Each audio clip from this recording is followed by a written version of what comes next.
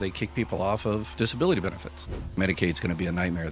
You'd freak out about all the forms and wonder if you fill it out correctly. You might be part of that second 100 that they send out that they're never going to use. So you sit there and freak out and stuff, and you send it in, and guess what? It goes in the shredder. In just the past few days, Social Security made a major change, and it could affect millions of people. Maybe not you, but someone close to you. And honestly, most people don't even realize this is happening yet.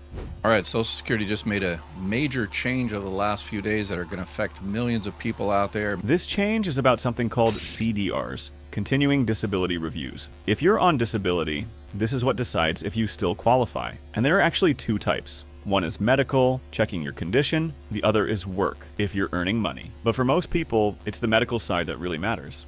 We're going to check every year, every 18 months, every 3 years, 5 years, 7 years, and as a rotation. So even after you're approved, you're not really done. They can come back and review your case again and again. Sometimes it's every year, sometimes 18 months, other times 3 years, 5 years, even 7 years. And here's the part people don't really think about. These reviews aren't just about your condition, they're also about money. Every $1 they spend processing a CDR, those reviews, they save $9. For every dollar they spend reviewing a case, they save $9. Just think about that, because when someone gets removed from disability, that's money saved. Before this change, your case would go through your local Social Security office and then get sent to a state agency. These were teams that actually knew what they were doing. They knew the doctors, the hospital, the process. But now the change is Social Security is going to do those in-house. Now all of that is being handled in-house, and honestly, that's where things start to feel uncertain.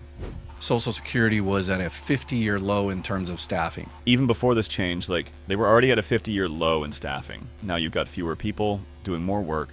They, may or may not pick up the phone. I keep getting the runaround. I'm getting wrong answers. So people are calling in, and sometimes no one answers. Or they do, and the answers don't really help. They're getting the runaround.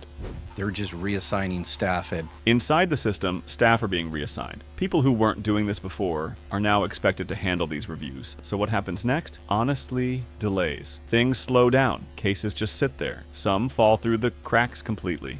It's going to fall through the cracks. It's going to be delayed and delayed and delayed. And here's something most people never hear about. These reviews are controlled by strict quotas. Each office gets a set allocation coming from Congress.